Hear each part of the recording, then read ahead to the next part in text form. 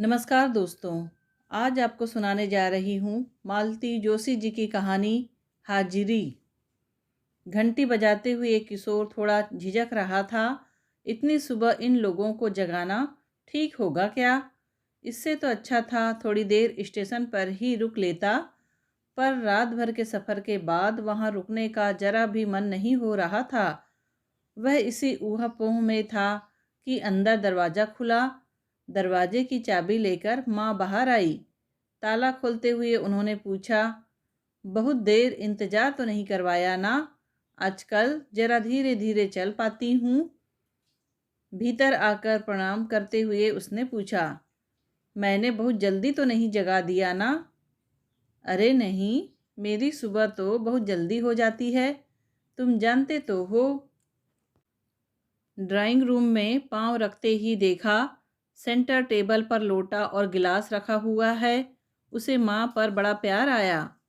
वाह, कहते हुए उसने जैसे ही लोटा छुआ, वह चौंक गया। यह तो गर्म है। हाँ, तुम्हारे बाबूजी को जगाने जा रही थी ना? घंटी सुनी तो सोचा पहले दरवाज़ा देख लूँ। तुम मुंह हाथ धो लो, तब तक मैं उन्हें पानी देकर आती हूँ। वह फ्रेश होकर डाइनिंग टेबल पर आकर बैठ गया। माँ ने पूछा, अदरक की चाय पी लोगे या अलग से बना दूँ? नहीं, अदरक की चलेगी, बहुत दिनों से पी नहीं है। बल्कि तुम लोगों को तो वहाँ रोज पीनी चाहिए, इतनी ठंड जो होती है वहाँ। वह कुछ नहीं बोला, मन ही मन हंस दिया। वहाँ हम लोग जैसी चाय पीते हैं, वो माँ यदि देख ले तो। बाबूजी मुंह हाथ धोकर आ गए थे। किशोर ने उन्हें प्रणाम किया। आशीर्वाद देते हुए बोले, बच्चे ठीक हैं ना? जी। दोबारा आएंगे? जी, हम लोग यहीं से जाएंगे, बच्चों के मामा उन्हें छोड़ जाएंगे। ठीक है, उन्होंने संतोष व्यक्त किया। फिर माँ से बोले, उसे ये काढ़ा क्यों पिला रही हो?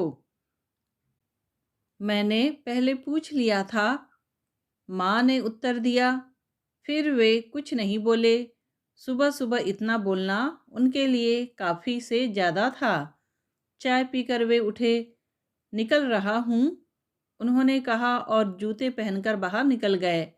बाबूजी का मॉर्निंग वॉक बदस्तूर जारी है, एक दिन नागा नहीं होता। अच्छा बेटा, मैं फटाफट नहा लूँ, बाबूजी आए तो दरवाज़ा खोल देना।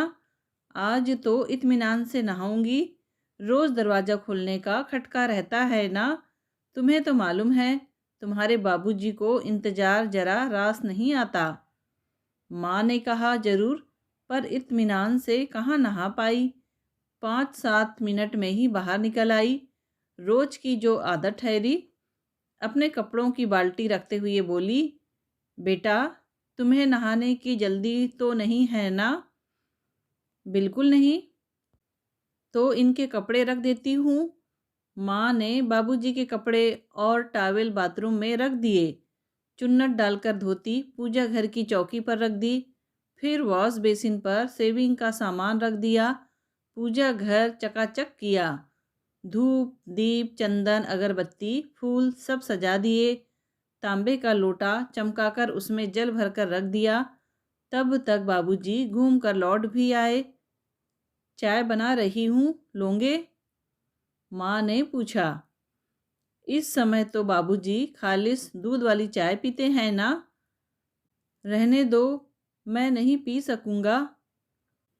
नाश्ते के बाद सादी चाय बनाऊंगी, तब ले लेना, माँ ने कहा। चाय पीकर बाबूजी ने सेव किया, फिर नहाने चले गए। माँ ने गैस पर कढ़ाई रखते हुए कहा, चलो आज तुम्हारे बहाने ठाकुर जी को हलवे का भोग लगा लेते हैं। रोज किस चीज़ का लगाती हो? जो मिल जाए, फल, मिठाई, मेवा या फिर कोरा दूध, शक्कर। ठाकुर जी कौन सा खाते हैं? खाना तो हम ही को होता है, तो जो खा सके, हजम कर सके, उसी का भोग लगाते हैं। सूखे मेवे अब चबाए नहीं जाते तो मैं पीस कर रख लेती हूँ, उसमें थोड़ी शक्कर मिला लेती हूँ। उसी बहाने सूखे मेवे पेट में जाते हैं। नाश्ते में हलवे के साथ चावल के चीले भी थे। उसके बाद चाय थी। बाबूजी को चाय के साथ गोलियां भी दी गई, जो उन्होंने चाय के साथ गटक ली। चाय पीकर बाबूजी उठ खड़े हुए। माँ ने तत्परता से उनके हाथ में झोला और एक लिस्ट थमा दी। बाजार चलोगे? बाबूजी ने पूछा। जी, अभी नहाया भी नहीं हूँ, उसने विनम्रता से कहा। रात भर का जागा हुआ है, थोड़ा आराम कर लेने दो। माँ ने उसकी वकालत कर दी। बाबूजी चले गए। वह कमरे में जाकर सोने की कोशिश करने लगा। झपकी आने को ही थी कि विमला झाड़ू पोछा करने आ गई। उसने आंख बंद कर रखी थी, पर कान तो बंद नहीं कर पाया था। बाहर आंगन में बसंती बर्तन रगड़ रही थी और ऊंची आवाज में माँ से बतिया रही थी। ऐसे में सोना असंभव था। वह उठा और नहाने चला गया। कम से कम कपड़े समय से धुलने चले जाएंगे। नहा धोकर वह माँ के पास आकर बैठ गया। वे टेबल पर सब्जी का ढेर लिए बैठी थी। क्या खाओगे? बोलो। कुछ भी बना लो, तुम्हारे हाथ की तो हर चीज अच्छी लगती है। कुछ भी तो रोज ही बनाती रहती हूँ, एकदम सादा फीका, बिना मसाले वाला। आज तुम्हारे बहाने थोड़ा स्वाद बदल जाएगा। बड़े विचार विनिमय के बाद मीनू तय हुआ। लौकी के कोफ्ते, मेथी आलू, मटर पुलाव, मूली टमाटर का सलाद। बाबूजी के आने तक पूरा खाना बन चुका था। बस पुलाव बाकी थे। परात में आटा गुथा रखा था। लोइयां तक तैयार थी। बाबूजी के आते ही माँ ने लपक कर उनके हाथ से झोला ले लिया। संभाल कर निकालना सामान, उन्होंने हिदायत दी। रबड़ी का कुल्हड़ है, पलट जाएगा।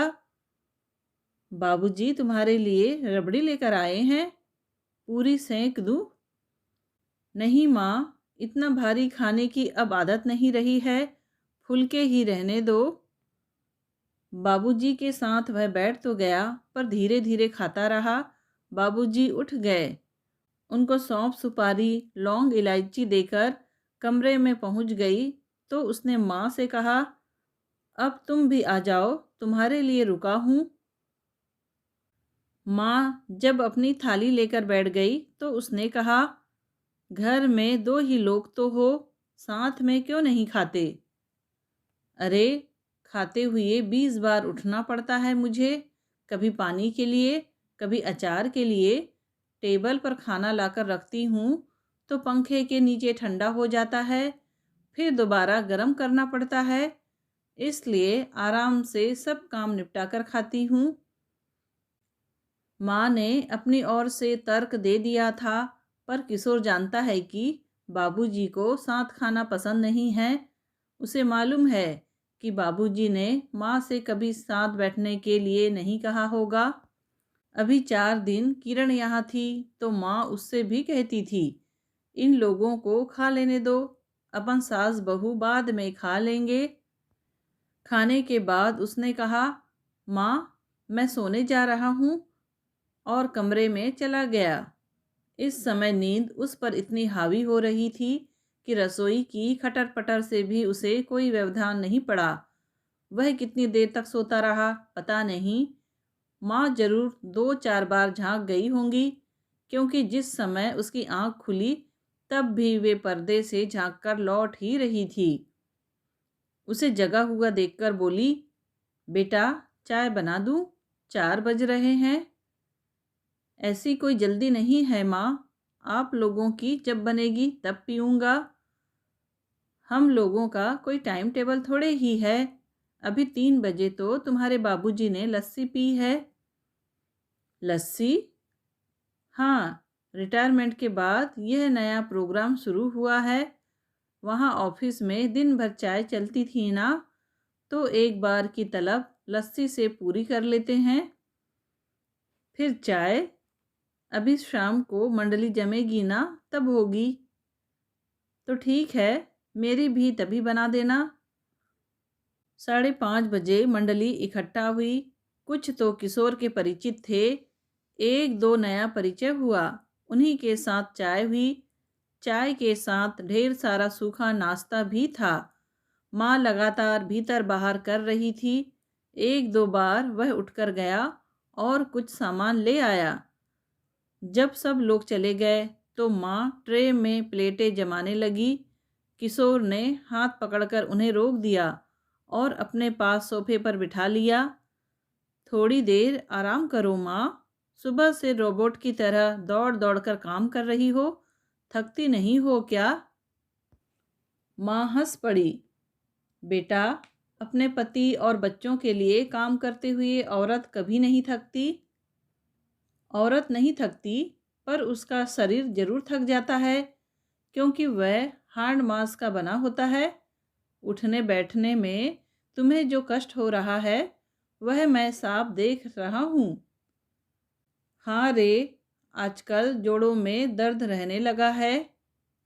डॉक्टर को दिखाया? हाँ, दवा भी ले रही हूँ, तभी तो सुबह नाश्ता करने लगी हूँ। दवाइयाँ जो लेनी होती है, नहीं तो इतनी सुबह खाते हुए तुमने मुझे कभी देखा है? तुम्हें आराम की सख्त ज़रूरत है माँ, नहीं तो बीमार पड़ जाओगी। चलो दोनों जने मेरे साथ चलकर वहाँ रहो। ये तो यहाँ से हिलेंगे नहीं, और इन्हें छोड़कर मैं जा नहीं सकती, तुम जानते हो। तो दीदी लोगों से कहो कि बारी बारी से आकर रहे और बाबूजी को देखे, क्योंकि बाबूजी तो वहाँ जाएंगे नहीं। नहीं जाएंगे, वही ठीक है। ये आदमी क्या कहीं जाकर रहने लायक है? मैं ही इनसे पार पा सकती हूँ।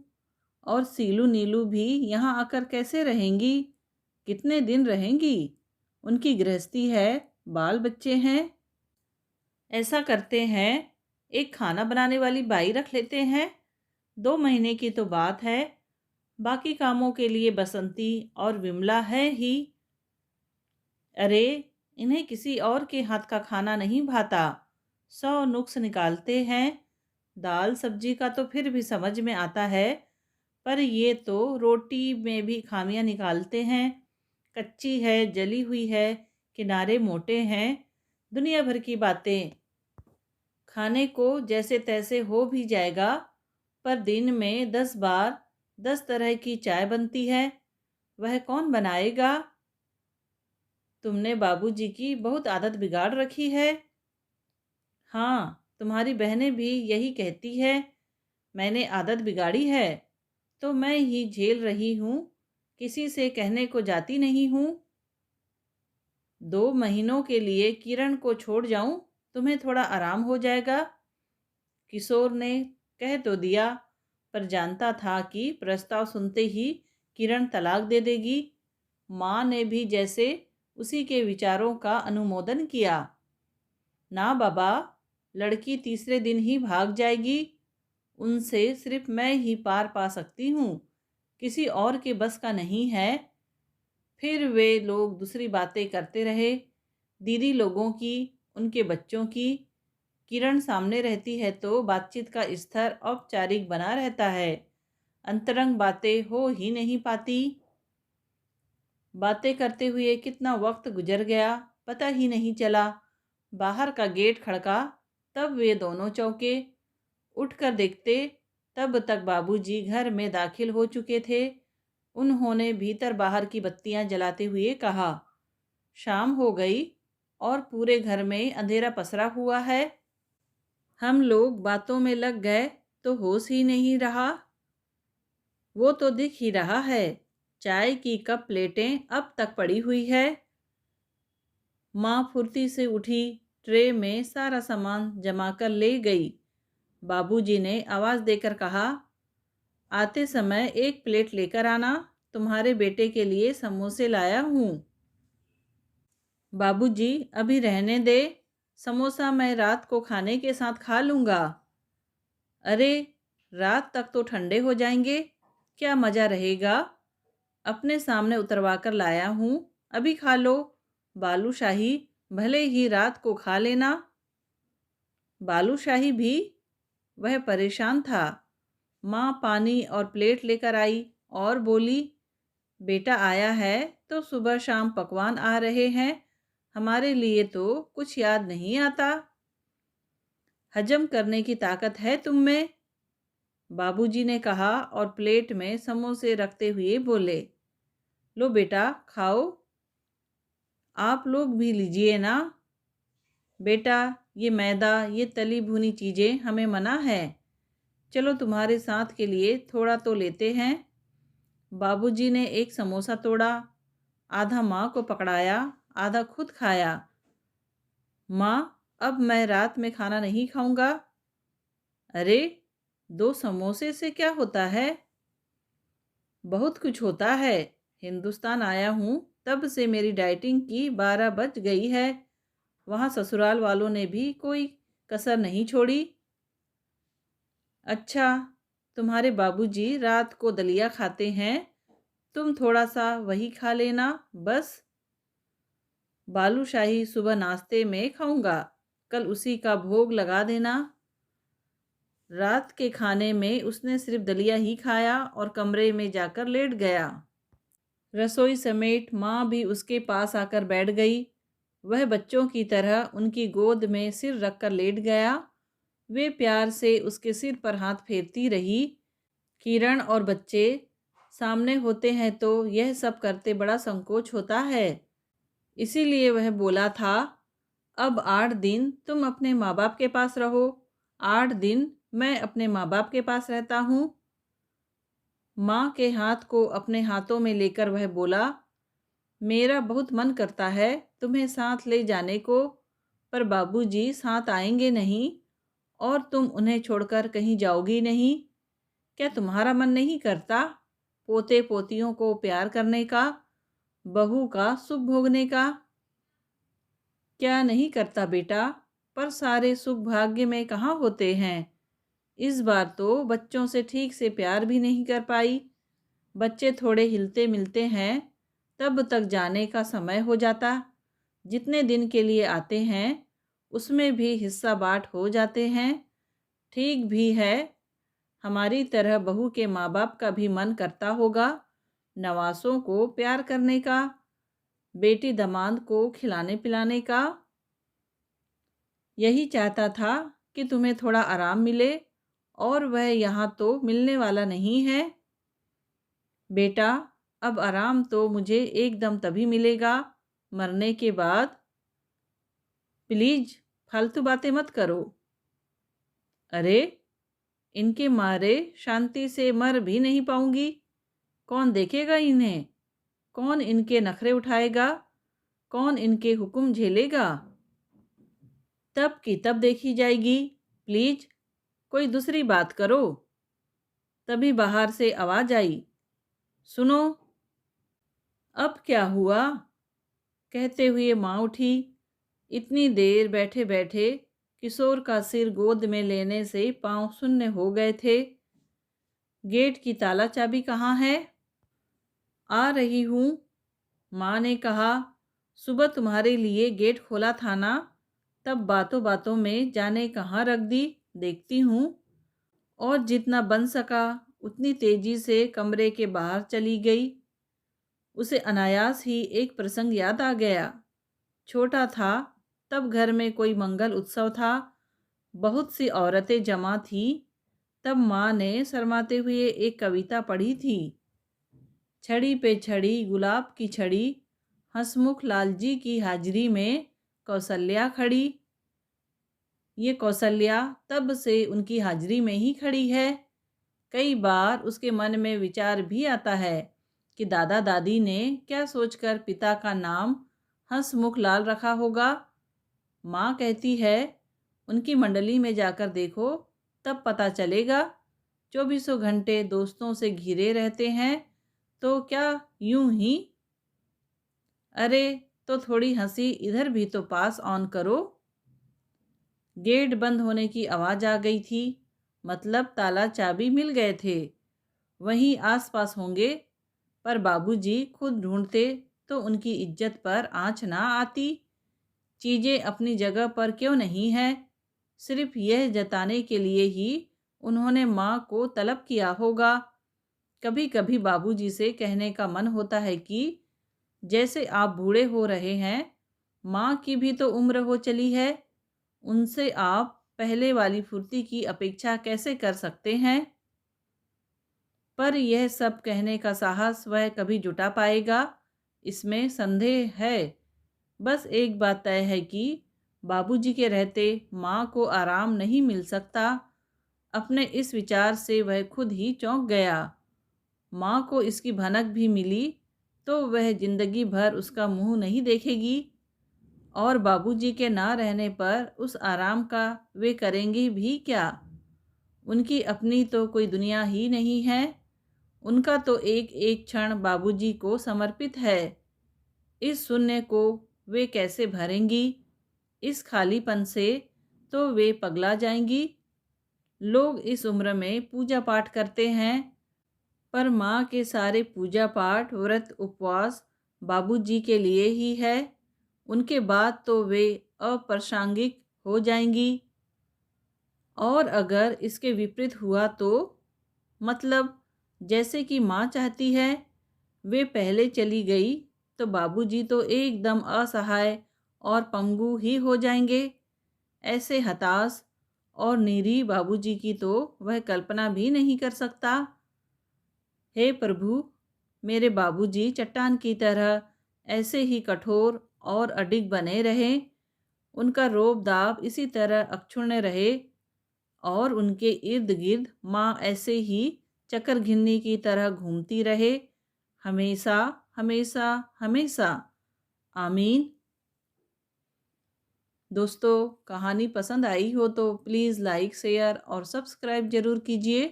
कहानी सुनने के लिए आपका धन्यवाद।